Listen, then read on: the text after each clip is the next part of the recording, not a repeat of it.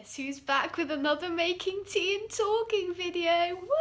So last two videos I posted that were like this, especially the last one, got pretty good response from you guys. When I was reading through all the comments and everything, I was like, oh, everyone's being so lovely, and it made me so happy. So here's another one. This one's I don't know, more serious. I don't know, it's less lifey and more just talking about something that loads of people experience all the time. I need to fill up my kettle. So in this video I want to talk a bit about bullying. I know a lot of people message me all the time asking about advice and how to cope with anxiety and things that happen to them, such as bullying. So I'm just going to talk a little bit about how things get better. I don't have a lot of good advice for how to deal with bullying. Well, I have some advice, but I don't know how good it's going to be. But I want to tell you guys about something. It's kind of story time with Laura. Something that I've experienced, and also how things get better. So maybe this will be a bit of a hopeful video, maybe make you feel a bit more positive about your situation if you are dealing with stuff like that at the moment. So in the Harry Potter series, Neville Longbottom has a boggart, and his boggart is Snape. And a lot of people sort of make fun of him for that. They're like, how can your boggart be a teacher? And a lot of people use it in their argument about how Snape is actually really bad because Neville's worst fear was literally a teacher.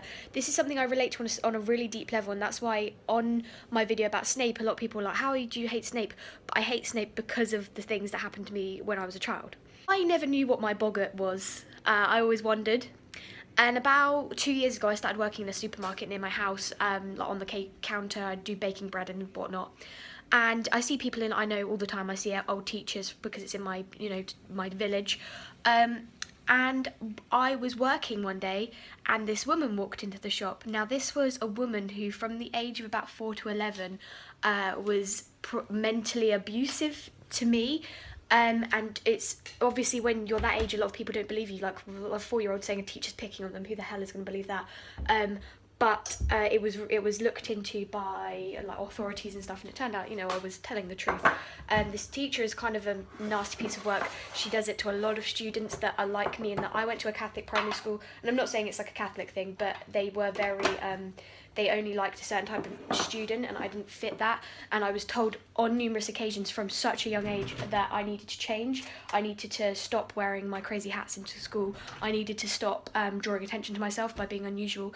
And I spent the whole of my primary school years thinking that I was stupid because although I was a fluent reader pretty much by the time I was 4, which is, quite a big achievement, it was like my superpower, and I wasn't allowed in an advanced reading group because they said that I was stupid, but I wasn't.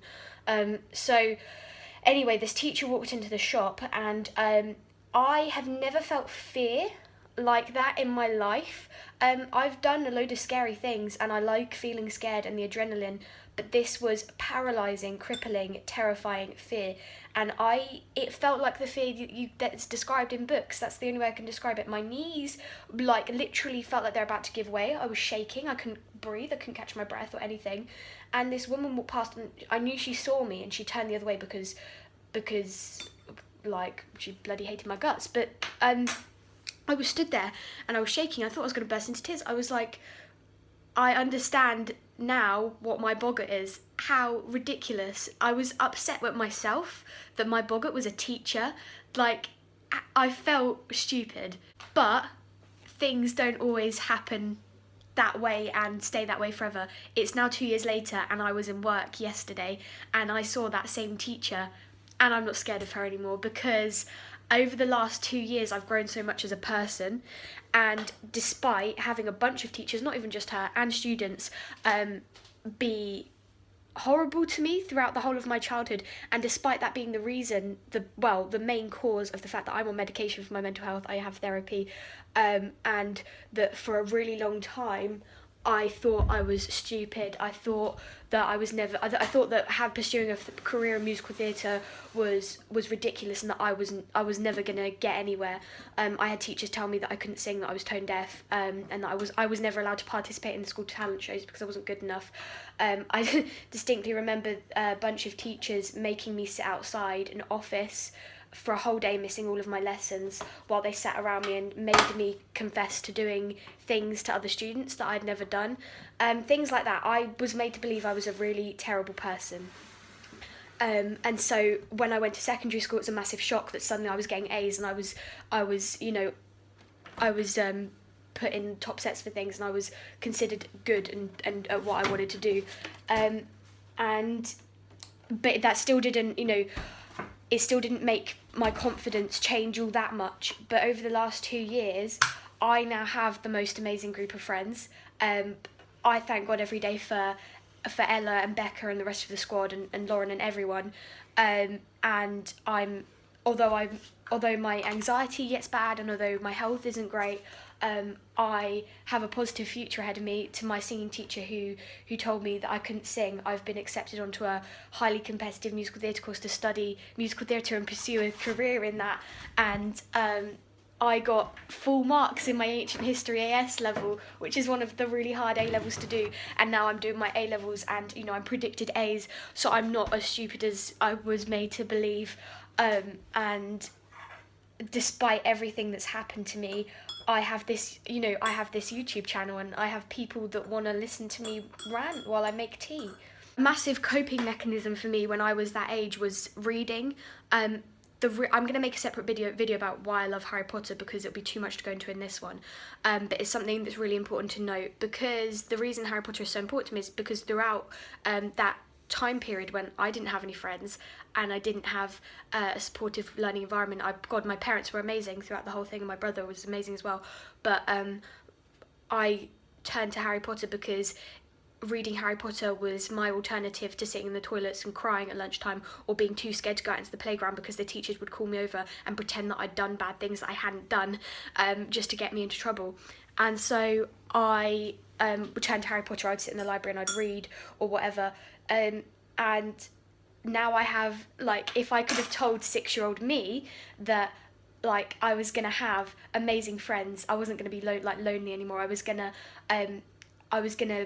have achieved. If I could told 6-year-old Laura that she would have a massive Harry Potter collection, people would follow her just to talk about Harry Potter. She'd go to all these amazing conventions and events that I've got to go to, that she gets to camp out and see people that inspire her, that she gets to just go on amazing adventures with her friends who genuinely care about her, people that want to be around her. Because if I could just go back and tell her, it's gonna be okay, you're not gonna be happy all the time, but you're gonna feel so much better than you feel now, and Harry Potter is gonna stay with you for all of that time, and it's going to connect you to so many people. You're going to have the most amazing opportunities. God, if 6-year-old Laura knew that I will have performed, by the time I'm 18, I'll have performed on the West End stage, I'll have been on TV, she just wouldn't have believed it. She'd have said, well, that's not me, because I'm never going to amount to anything. That's just what she thought. And and 6-year-old Laura upsets me, but it also, I feel very proud of how far I've come. And it's hard to try and be positive about your own achievements, because it feels like you're being big-headed or whatever. But I know I'm not a great person all the time. I can be mean, just like people always can, and I can say things and do things, and I've messed up my fair share.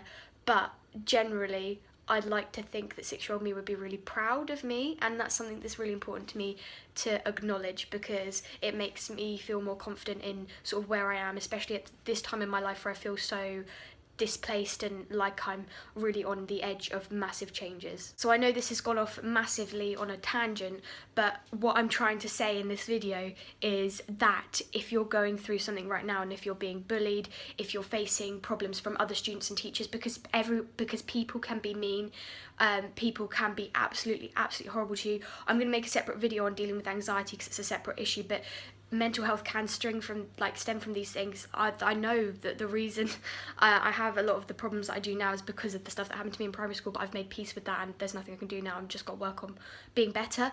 But I just want you to know that although I can't take away the pain or whatever is happening to you right now, my DMs on Instagram are always open, so feel free to message me if you just want someone to talk to, if you feel like you don't have anyone to speak to. I've pretty much always got my phone on me, and I will always do my best to respond and try and help in any way that I can.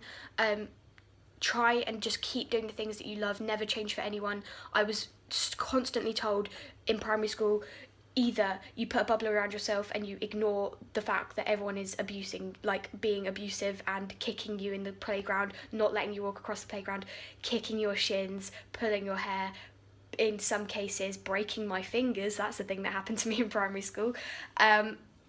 just because you're different, don't listen to them when they're saying to you, well, if you want that to stop, then you need to change, because that's not the way life works. You shouldn't have to change in order to not be physically and mentally abused. So don't put up with that shit. Like, you need to keep being yourself, and even though it's really, really hard, you just gotta keep doing it, because you'll be fine. Things get better.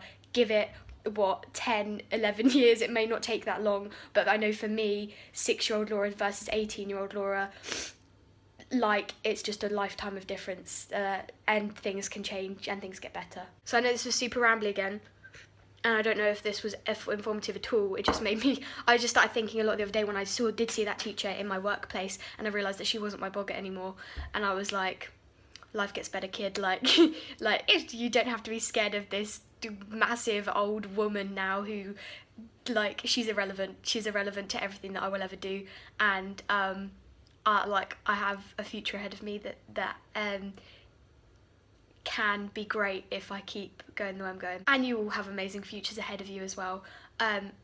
Despite what anyone will ever tell you, everyone is amazing, and you guys can all bring something to this world that no one else can. So keep going, and when shit gets hard, just keep being you, and things will get better, I promise. Anyway, I hope this was okay. I will talk to you guys soon, and yeah, like I said, Books for Laura is my Instagram. Feel free to DM me at any time if you have any sort of problems, queries, just need someone to rant to.